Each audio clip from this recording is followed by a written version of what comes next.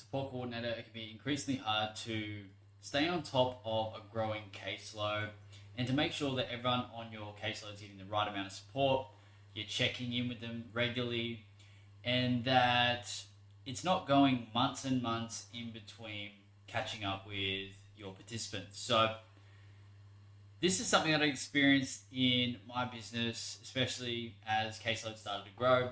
So one of the things that we want to do in Astalty is to give you a way to kind of check in with your participants and keep on top of these check-in periods to make sure that everyone's getting the right amount of support, and you can very easily kind of visualize this in the system. So what I'm going to do is I'm just going to show you how you can stay on top of interactions with participants using Astalty. So if I jump to the participant list here, let's say I'm a support coordinator, and I can see when the last check-in with each of these participants is. So 52 days ago, and that one's in green, which means it's within the check-in period and it's not overdue.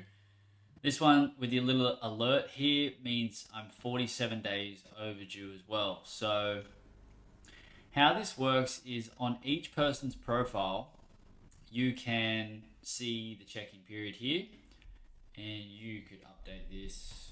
Maybe you want to do a weekly check-in, and then you can save that.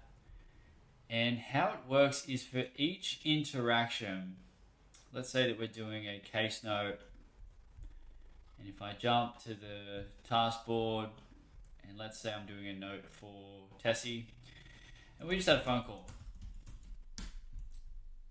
So if I go into the actual note itself, I can add my check-in, and I'm going to say this is a phone call, add my note for example, and that will automatically update the check-in period, and then it will reset it so that in however many days, let's see the check-in period, 7 days, as it goes over that 7-day period, it's going to alert me to the fact. Now, you can set up notifications around this.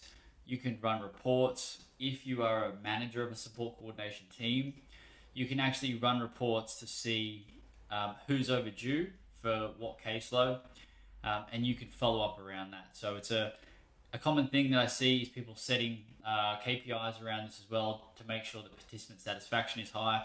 Everyone's getting the right amount of support, and then you aren't ending up with complaints, which is the whole reason we built this feature, is because we would receive complaints when people hadn't been in contact.